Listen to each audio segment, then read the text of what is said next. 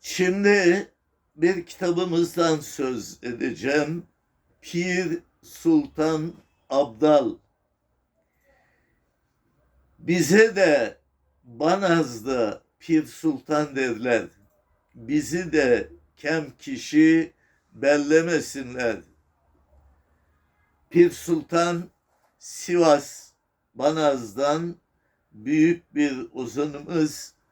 Bu halk ozanlarımız içindeki halk şiirimizin tekke şiiri diye adlandırdığımız bölümünde yer alan gerçekten çok büyük ozanlarımızdan birisi Pir Sultan Abdal. Abdal bilen, bilgili kimse anlamına geliyor.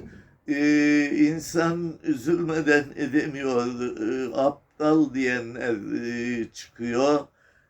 Abdallarımız iyi ki Anadolu'da 7-800 yıl boyunca, hatta 1000 yıl boyunca var olmuşlar ve dilimizi geliştirmişler, zenginleştirmişler.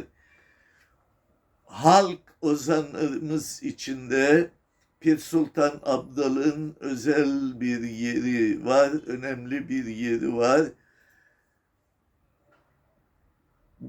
Banaz'da Pir Sultan Abdal eğitim görür, eğitim gördüğü tekkeye daha sonra yönetici olur. Şiirler söylemeye başlar, şiirleri ile halkı eğitmeye başlar. Sürekli olarak doğruluktan, hak yememekten, insan sevgisinden, insanlığa yardımcı olmaktan, güçlük çekenlere destek vermekten söz eder. Tekkemizin kapısı herkese açıktır. Tekkemizde bir sorunu olan, bir derdi olan, çözüm üretmeye dönük çalışmalarımızdan yararlanabilir der. Ancak o dönemler oldukça karışık dönemlerdir. Osmanlıları Avrupa'da ilerleyemesinler, daha çok ilerleyemesinler diye ki 1560, 70, 1580 bu yıllar arasında Osmanlılar bir kez Avrupa içlerine sefere giderse dönüp bir kez de doğuya sefere gidiyorlar. Papa ve Avrupa'da etkili olan Hristiyan kralları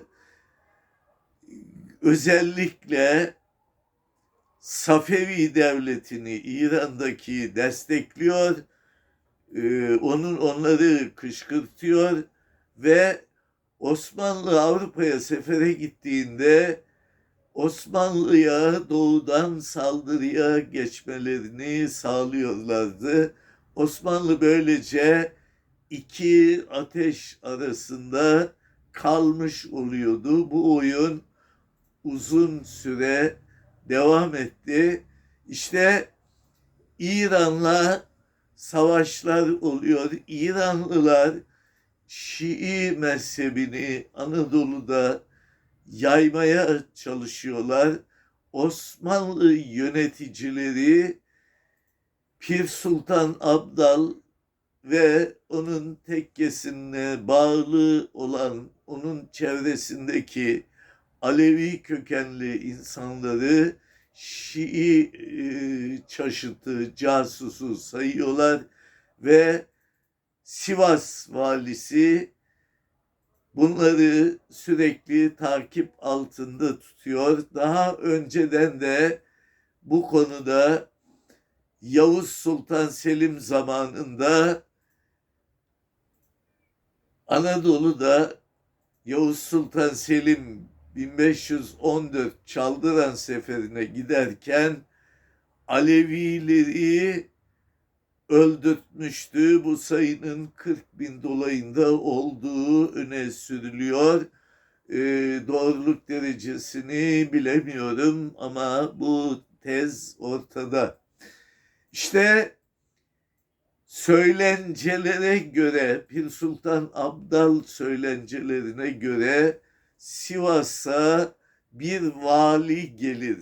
Adı Hızır Paşa. Hızır Paşa bizi berdar etmeden açılın kapılar, Şah'a gidelim diyecek Pir Sultan Abdal. Hızır Paşa kim? Meğer Hızır Pir Sultan Abdal'ın tekkesindeki öğrencilerinden birisi imiş. Öğrenciliği bitince pirim demiş. Bana izin verin, ben çok bilgili, çok donanımlı bir genç olarak tekkede eğitimimi tamamladım. Bu bilgilerimle İstanbul'a giderim. Devlette görev alırım. Hızla yükselirim ve vali paşa olurum. Sivas'a gelirim. Sizin üstünüzdeki baskıları kaldırırım. Sizi rahata erdiririm. Bana izin verir misiniz? Pir Sultan'ın verdiği yanıt söylenceye göre şöyle: sen artık bizden biri değilsin Hızır. Anlaşılan kafana koymuşsun, Osmanlı'ya gideceksin.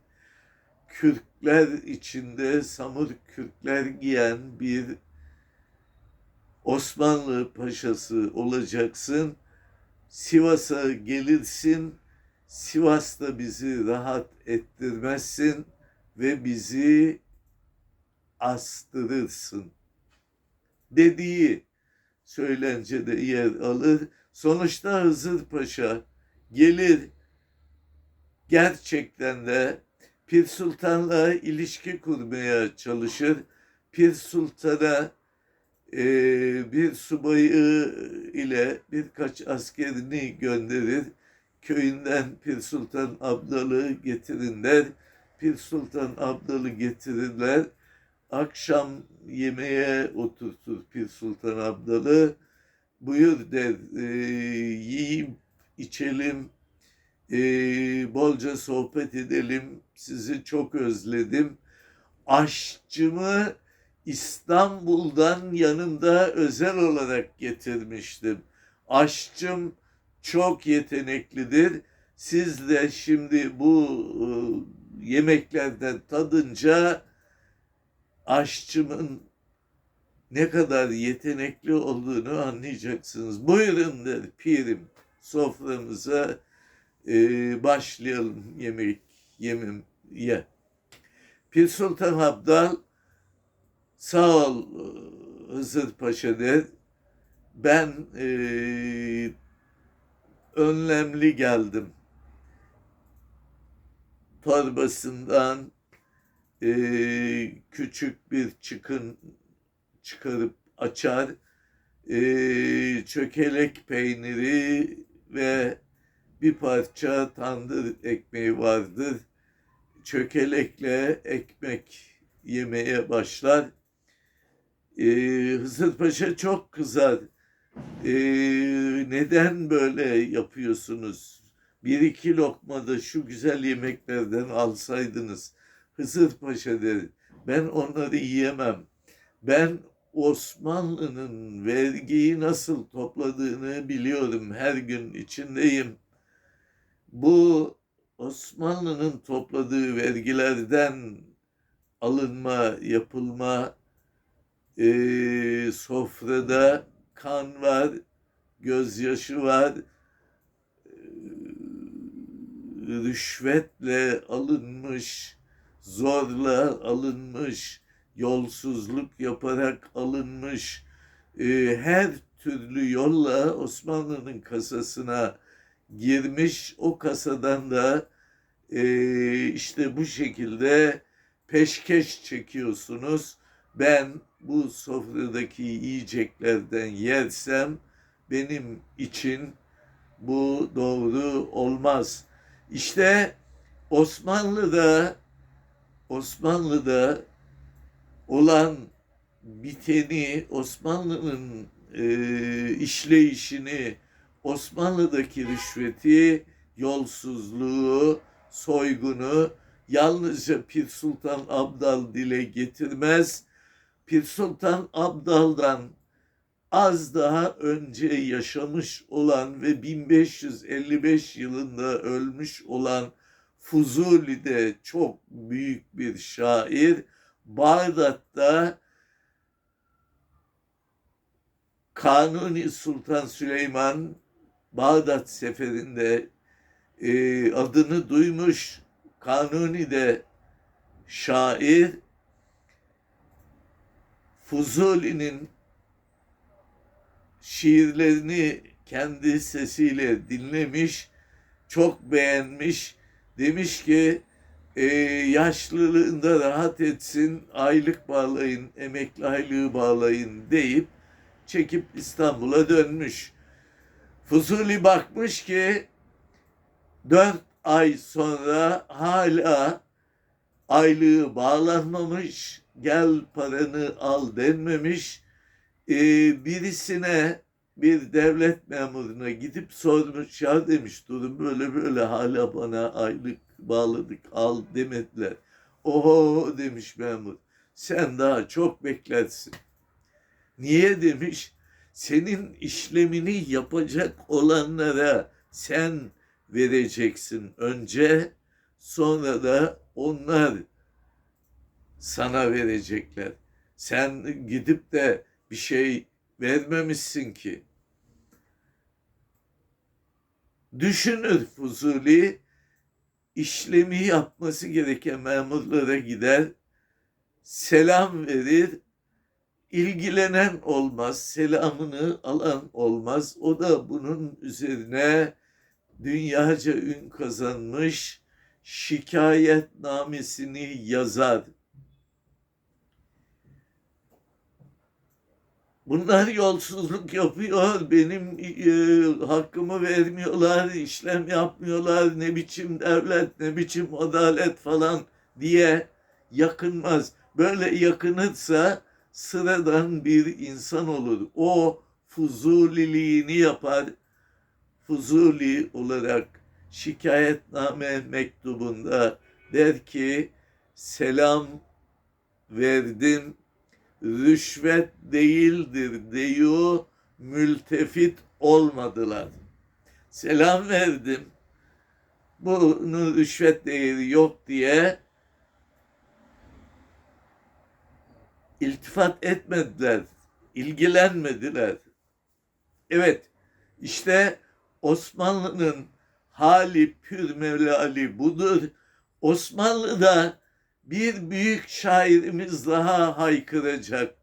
Yolsuzluk, soygun, rüşvet ve benzeri konuda. O da Tevfik Fikret. Bugün 3 büyük şairimizden Pir Sultan Abdal'la ilgili söz ettik ve Tevfik Fikret, yiyin efendiler yiyin, bu büyük iştah sizin, tıksırınca, çatlayınca, patlayıncaya kadar yiyin diyecek. Daha sonra Pir Sultan Abdal Hızır Paşa ile anlaşma yoluna gitmez. Hızır Paşa hapse attırır ve der ki, seni hapisten çıkarırım ama bana içinde Safevi Şah'ını kötüleyen 3 tane şiir yazacaksın. O tam tersini yapar. Açılın kapılar, Şah'a gidelim. Biz de bu yayladan Şah'a gideriz diyecek. Hızır Paşa bizi berdar etmeden açılın kapılar, Şah'a gidelim diyecek ve Hızır Paşa'nın Sivas'ta Pir Sultan'ı astırdığı 1580'li yıllarda biliniyor. Teşekkür ederim.